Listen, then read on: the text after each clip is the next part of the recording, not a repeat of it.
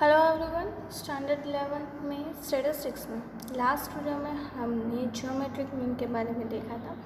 आज के इस वीडियो में हम पोजिशनल एवरेजेस किसे कहते हैं और उस पोजिशनल एवरेजेस में से हम उसके बारे में हम इंफॉर्मेशन कलेक्ट करेंगे। So let's get start. यहाँ पे सबसे पहले हम पोजिशनल एवरेजेस का मीनिंग देख लेते हैं। Median, quarterly, declines, percentiles are called positional averages because their values are found using the value of an observation at a specific position among the value of a variable in the ordered data। मतलब कि यहाँ पे median है, क्वार्टरलीस है, declines है, percentiles है, ये सारी चीज़ों को हम जो है वो पोजिशनल एवरेजेस कहते हैं, क्योंकि हमारी ये जो वैल्यूज़ हैं वो कहीं ना कहीं एक स्पेसिफिक वैल्यूज़ के आजू बाजू, मतलब कि कोई स्पेसिफिक पोजीशन के आसपास में ही सराउंडेड होती हैं और उसी के ऊपर से हमें सारी वैल्यूज़ जो हैं वो फाइंड करनी होती हैं। That is called the positional averages. यहाँ पे पोजिशनल एवरेजेस मोस्टली चार हैं: median, quarterly, decline and percentiles. तो आज के इस वीडियो में हम मीडियन की डेफिनेशन क्या है, उसके फॉर्मूलाज क्या है, उसके प्रैक्टिकल सम्स करेंगे। Median is defined as a middlemost observations when the data are arranged in either ascending or descending orders. It is denoted by M.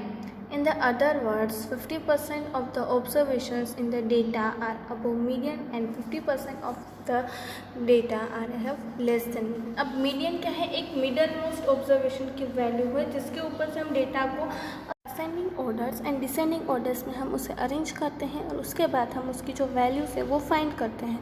Most of values जो है वो हमारी या तो 50% से अप होती है या 50% से लो होती। तो ये है हमारा मीडियन की जो डेफिनेशन थी वो। अब हम मीडियन फाइंड करने का फॉर्मूला देख लेते हैं। यहाँ पे हमें स्क्रीन पे आपको मीडियन के फॉर्मूलाज देंगे। तो सबसे पहले फर्स्ट हमें रो डेटा दिया हो अगर, तो उसका फॉर्मूला है m=n+2th observation set n+1 divide by 2th observation. Then discrete frequency distribution अगर है and m value of n+2th observations, मतलब कि अगर हमारे पास फ्रीक्वेंसी जो है उसके +1 divide by 2, that is our formula for discrete frequency distribution. अब अगर हमारे पास कंटिन्यूस फ्रीक्वेंसी दी गई हो, मतलब कि अगर हमें क्लास दी गई हो, तब हमारा फॉर्मूला हमें दिया हुआ है m=L + n/2 - CF/f/c।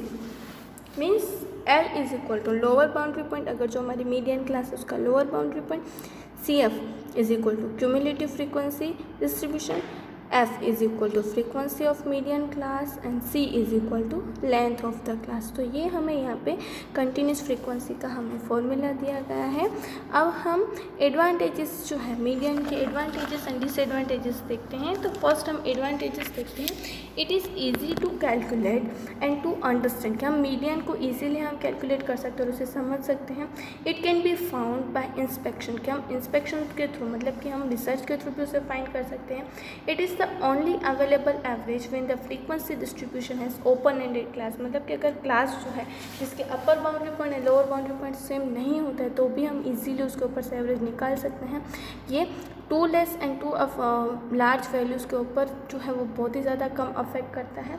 And last is it can be calculate even the certain data are missing, अगर कुछ डेटा हमारे पास मिसिंग है तो भी हम इजीली जो है वो मीडियन को हम फाइंड कर सकते हैं। तो ये हम मीडियन फाइंड करने के हमने एडवांटेजेस देखे, बट कहीं कहीं उसकी लिमिटेशंस भी हमें आ जाती हैं।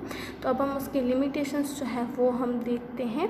तो फर्स्ट लिमिटेशन हमें दी गई है, it is not a rigidly defined, हम प्रॉपरली इसे हम डिफाइन नहीं कर सकते हैं। It is not based on all values, ये सब वैल्यूज़ के ऊपर बेस नहीं होता है। It is not suitable for further algebraic operations, के अगर आगे हमें कोई भी अल्जेब्रिक ऑपरेशंस करने हैं तो उसके लिए ये यूज़फुल नहीं होता है। It is less stable measure for central tendency as compare to mean, कि यहाँ पे जो मीन के कंपेयर में ये जो हमारी वैल्यूज़ जो है वो कम रिलायबल है और कम स्टेबल है, क्योंकि मीन की वैल्यू हमारे लिए स्टेबल हो जाती है बट जो मीडियन है वो हमारे लिए कम स्टेबल होता है। तो ये हमें यहाँ पे इसके जो एडवांटेजेस एंड डिसएडवांटेजेस भी हमने देख लिया।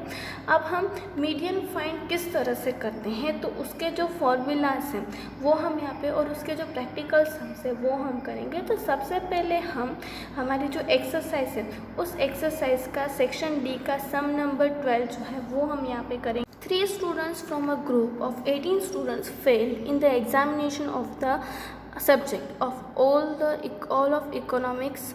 The marks obtained by the students who passed are as follow: 42, 65, 53, 75, 43, 68, 57, 57, 79, 48, 61, 55, 6, 17, 74.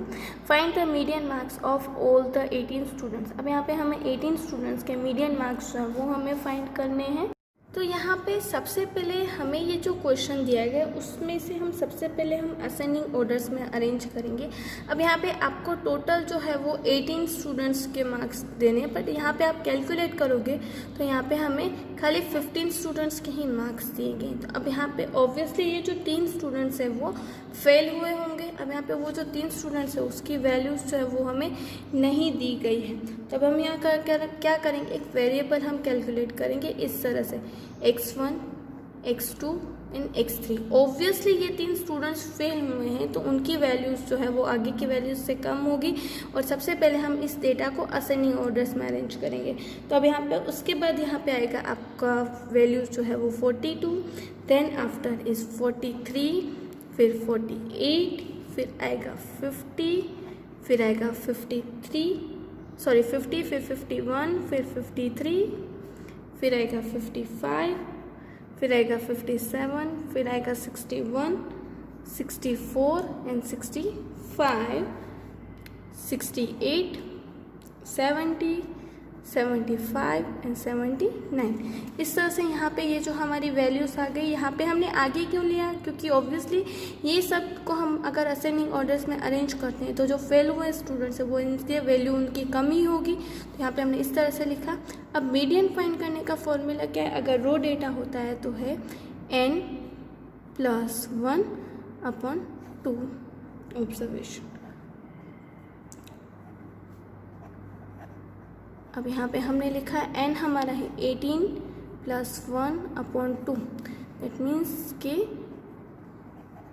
9.5 observation. अब यहाँ पे आपको इस तरह से हो, तब हमें क्या करना है, 10th observation plus 9th observation plus 10th observation upon 2, मतलब कि इन दोनों के बीच की वैल्यू है।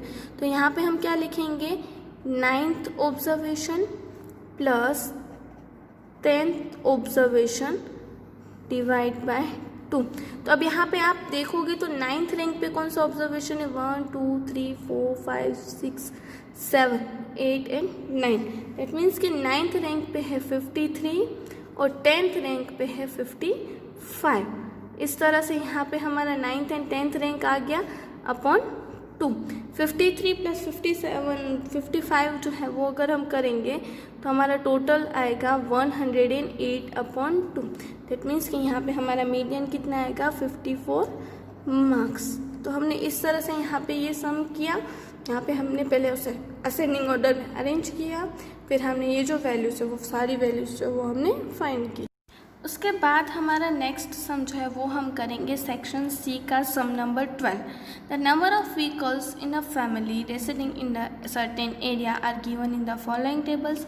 Find the median for the number of vehicles. Number of vehicles is 0, 1, 2, 3, 4 and number of families is 2, 4, 9, 7 and 3 and total is 35। अब यहाँ पे हमें इसके ऊपर से यहाँ पे जो मीडियन है वो हमें फाइंड करना है, तो अब हम स्टार्ट करते हैं। पे हमने इस तरह से मैंने टेबल बनाया है। तो सबसे पहले नंबर ऑफ व्हीकल्स हम लिखेंगे 0, 1, 2, 3 and 4। 0 vehicle, the number of families is 2, 1 vehicle is 4, 2 vehicle is 9, 3 vehicle is 7 and 4 vehicle is 3। अब यहाँ पे जब भी आपको मीडियन फाइंड करना हो इस तरह से, तो सबसे पहले हमें CF फाइंड करना ज़रूरी है। और CF हम किस तरह से फाइंड करते हैं, फ्रीक्वेंसी में 2 + 4 is equal to 6, 6 + 9 is equal to 15, 15 + 7 is equal to 22 and 22 + 3 is equal to 25। तो ये आया हमारा CF जो है वो 25। अब यहाँ पे दैट मीन्स के n इज इक्वल टू 25। अब यहाँ पे हमें मीडियन फाइंड करना है। तो मीडियन का फॉर्मूला क्या है, n+1/, ऑब्जर्वेशन। अब यहाँ पे n हमारा आया है 25 + 1/2।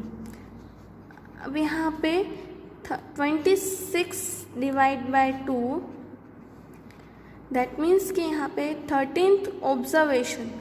अब यहाँ पे आप CF में देखिए 13th ऑब्जर्वेशन, दैट मीन्स कि 6 CF में हमें देखना है, तो 13 क्या है वो 6 से ज़्यादा एंड 15 से कम, दैट मीन्स कि हमारी जो मीडियन की वैल्यू क्या है वो 15 फ्रीक्वेंसी में, दैट मीन्स कि हमारे यहाँ पे मीडियन क्या आएगा m इज इक्वल टू, यहाँ पे हम देखेंगे तो हमारी मीडियन की वैल्यू जो है वो 2 आएगी। हमेशा याद रखना है आपको ऑब्जर्वेशंस जो है वो CF में देखना है और उसके सामने वाले वैल्यू जो है वो हमारे लिए मीडियन वैल्यू होती है, दैट मीन्स कि हमारा m कितना आएगा 2। हमने सम नंबर 12 किया। अब हम 3.4 का जो सम नंबर 5 है जो आपको क्लास दी गई है, तो उस क्लास के ऊपर से हम किस तरह से मीडियन फाइंड करेंगे वो हम यहाँ पे करेंगे। The following table shows the monthly expense for the entertainment of 100 students. Find the median of this expense. Expense in class less than 200, 200 to 400, 400 to 600, 600 to 700, 700 to 800 and 800 and above.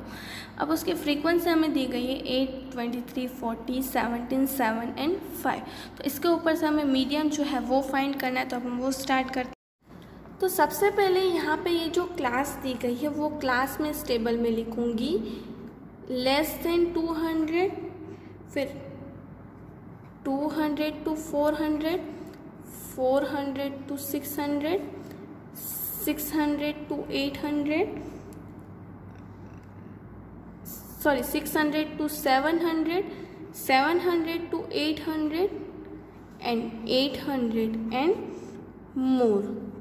इस तरह से यहाँ पे हमें दी गई है। अब उसकी फ्रीक्वेंसी हमें यहाँ पे दी गई है 8, 23, 40, 17, 7 and 5।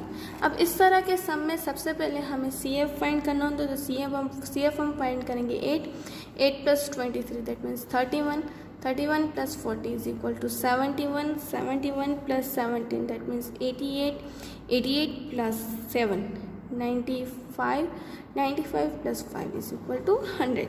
अब इस तरह से याद रखना है। अब हमेशा याद रखना है जब भी आपको क्लास दी गई तो सबसे पहले हमें मीडियन क्लास फाइंड करनी पड़ती है। तो मीडियन क्लास फाइंड करने का फॉर्मूला है n/2 ऑब्जर्वेशन। अब यहाँ पे n/2 दैट मीन्स कि 100/2, तो यहाँ पे हमने 100/2 करेंगे तो 50th ऑब्जर्वेशन। अब यहाँ पे 50th ऑब्जर्वेशन कहाँ पे आएगा 31 से ज़्यादा और 71 से कम, दैट मीन्स कि यहाँ पे हमारी मीडियन क्लास क्या आई हमारी 400 to 600। तो अब यहाँ पे हम इस तरह से लिखेंगे। अब यहाँ पे सबसे पहले L जो है वो फॉर्मूले के लिए L हमारा है 400, फिर CF मतलब कि इसके सामने CF हमारा क्या आएगा 7 जो है वो एक स्टेप ऊपर वाला। हमेशा आपको याद रखना है कि CF जो है वो हमारा जो है वो एक स्टेप ऊपर वाला होता है। तो हमने यहाँ पे लिखा CF is equal to 31, n/2 is equal to 50 and frequency जो है वो उसी की, that means frequency is equal to 40। अब यहाँ पे हमारा फॉर्मूला दिया हुआ है m is equal to L plus n/2 minus CF upon F into C। हमेशा याद रखना है CF जो है वो एक स्टेप ऊपर वाले। अब 71 वाली हमारी मॉडल क्लास है तो CF हमारी क्या आएगी 31। तो यहाँ पे हमने लिखा L is equal to 400 plus n/2 हमने फाइंड किया था 50, CF हमारा है 31 अपॉन फ्रीक्वेंसी हमारी यहाँ पे दी गई है, फ्रीक्वेंसी हमें यहाँ पे दी गई है 40 एंड क्लास लेंथ देखिए आप यहाँ पे दोनों के बीच का क्लास लेंथ कितनी है 200। तो हमारे लिए C कितना आएगा 200। 400 प्लस 19 अपॉन 40 इंटू 200 अगर हम करेंगे। अब यहाँ पे किस तरह से फाइंड करना है हमें 19 इंटू 200 अपॉन 40। तो यहाँ पे हम 19 इंटू 200 अपॉन 40 करेंगे तो हमारा आंसर आएगा 95। तो मीडियन हमारा यहाँ पे आएगा 495। क्लियर हुआ? कितना इजी सम था ये। हमें यहाँ पे कुछ भी नहीं करना है, पूरे सम में खाली मीडियन फाइंड करना है, फिर मीडियन क्लास फाइंड करनी है। मीडियन क्लास फाइंड करने का फॉर्मूला क्या है n/2। उसके ऊपर से ये जो सारी जो फ्रीक्वेंसी है उसके ऊपर से हमें क्लास के ऊपर से ये फॉर्मूला डाल के हमें मीडियन फाइंड करना है। सो आई होप आप सबको ये जो समझने के वो आपको समझ में आ गए होंगे। तो उसी के ऊपर से आपको यहाँ पे स्क्रीन पे जो सम्स दिखाई दे रहे हैं वो आपको आपकी होम असाइनमेंट में होमवर्क में करने हैं, और ये सम्स तो आपको आपके नोटबुक में लिखने ही हैं। हम नेक्स्ट वीडियो में हमारे जो अदर डेविएशन पोजिशनल एवरेजेस हैं उसके बारे में करेंगे। Thank you.